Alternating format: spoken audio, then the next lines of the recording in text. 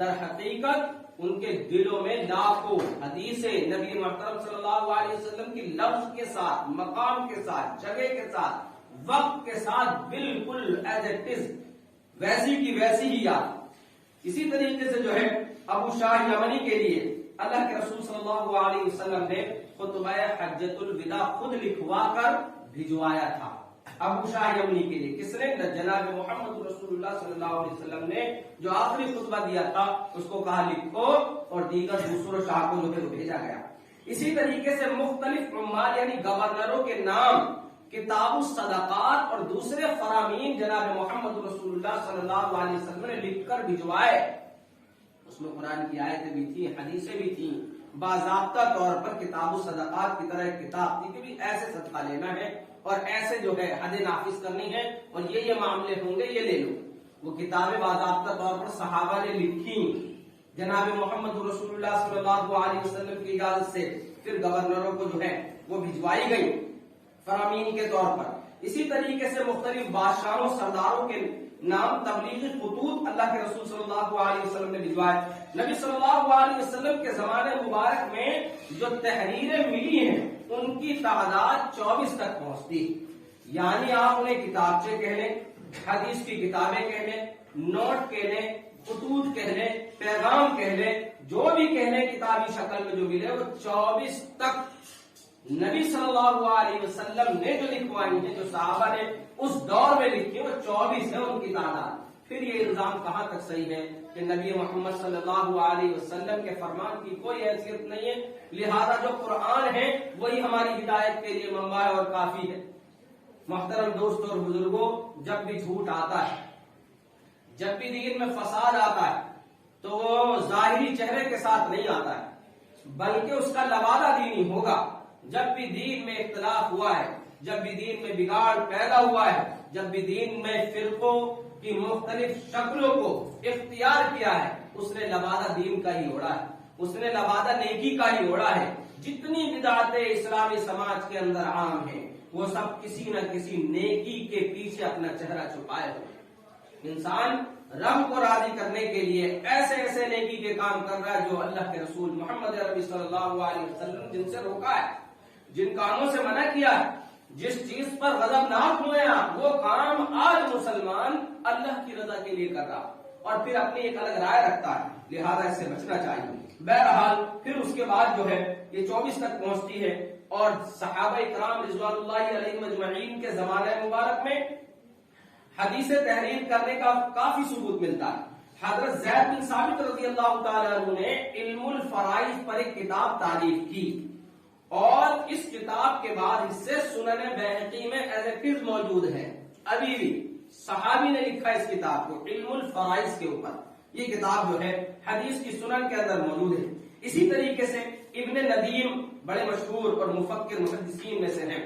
وہ بیان فرماتے ہیں، انہوں نے کتاب لکھی ہے فہرست، اس میں لکھتے ہیں کہ میں نے حضرت حسن، حضرت حسین اور حضرت علی رضی اللہ عنہ اجمعین کی لکھی ہوئی تحریریں اپنی آنکھوں سے دیکھی ہیں۔ یہ تحریر اس وقت موجود تھی۔ حضرت حسن رضی اللہ تعالیٰ عنہ نے جو یاد دہانی کے لیے حدیثیں لکھی، حسین نے جو لکھی، حضرت علی رضی اللہ تعالیٰ عنہ نے جو لکھی، کہہ رہے میں نے اپنی آنکھوں سے ان تحریروں کو دیکھا ہے، پھر نقل کیا ہے۔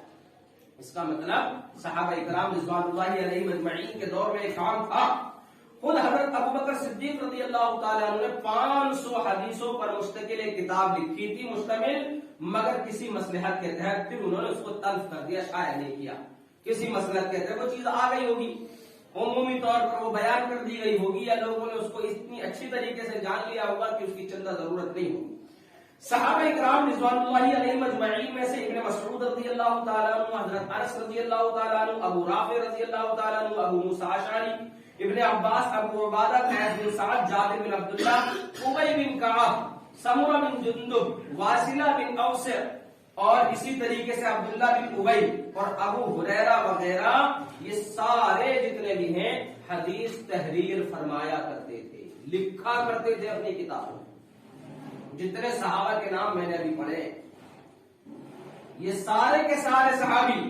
حدیث کو لکھا کرتے تھے اور اپنے شاگردوں کو بھی جو ہے یاد کراتے تھے اور ان کو پڑھاتے تھے۔ تابعین میں جو مشہور ہیں سعید بن جبیر ہیں جو صحابہ کے شاگرد ہیں، عروہ بن زہرہ ہے، حسن بن محمد بن حنفیہ ہے، مجاہد ہے، ابن عباس رضی اللہ تعالیٰ عنہ کے تفسیر کے شاگرد، یہ سارے لوگ حدیث کو لکھا کرتے تھے۔ اس عہد کی تحریروں کو اگر ہم دیکھیں، یکجا کریں اور ان کو سامنے رکھ کے حدیث کو جو صحابہ کرام نے لکھی ہیں تو ہم ان کو فنی حیثیت نہیں دے سکتے، یعنی وہ کسی ترتیب پر نہیں لکھی گئی ہیں کہ بھئی یہ بیان وضو کا ہے، یہ ایمان کا ہے، اس میں نماز کی بات ملے گی ساری، اب آگے جی حج کا بیان ہے، ایسا نہیں ملے گا، بلکہ جو صحابی نے جو حدیثیں بیان کی، جو نبی سے سنی تھی، اور دوسرے تابعین نے، صحابہ کے شاگردوں نے اس کو ویسے ہی لکھ لیا۔ تو ایک حدیث آ رہی ہے زہد کے تعلق سے، ایک ایمان کے تعلق سے، ایک جنگ کے تعلق سے، ایک عقیدے کے تعلق سے، جو بھی صحابہ نے بتایا اس کو لکھ لیا۔ اس کو فنی حیثیت نہیں حاصل ہے۔ یہ وہی دور ہے جس میں ابھی تک یادداشت کے اوپر صحابہ اکرام رضوان اللہ علیہم اجمعین کے دین چل رہا ہے،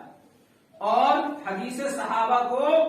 علمی طور پر خوب یاد ہے، لاکھوں کی تعداد میں، اور صحابہ دوسروں تک اس کو یاد کرا رہے ہیں۔ جیسے ایک حفظ کا استاد دوسرے بچے کو جو ہے کلام مجید کو حفظ کرواتا ہے، اسی طریقے سے جو ہے یاد کرایا گیا۔ پھر اسی طریقے سے جو ہے صحابہ اکرام کے بعد جو ہے تابعین کا دور آتا ہے۔ ان کا حافظہ اس قدر تھا، اتنا ذخیرے حدیث کے ان کے حافظے میں موجود تھے کہ جس کے لیے وہ ہمیشہ لگے رہتے تھے کہ دوسروں تک اپنی تمام علم کو پہنچاتے۔ اس دور کے مشہور حفاظ حدیث کی تعداد تذکرۃ الحفاظ میں 92، یعنی نبی صلی اللہ علیہ وسلم کے بعد صحابہ اکرام کے بڑے صحابی یعنی کبار صحابہ اور تابعین کا یہ دور ہے۔ تذکرۃ الحفاظ میں کہتے ہیں 92 ایسے لوگ ہیں جس میں صحابی بھی شامل ہیں، کبار تابعین، صحابہ کے شاگرد جو عمر رسیدہ تھے،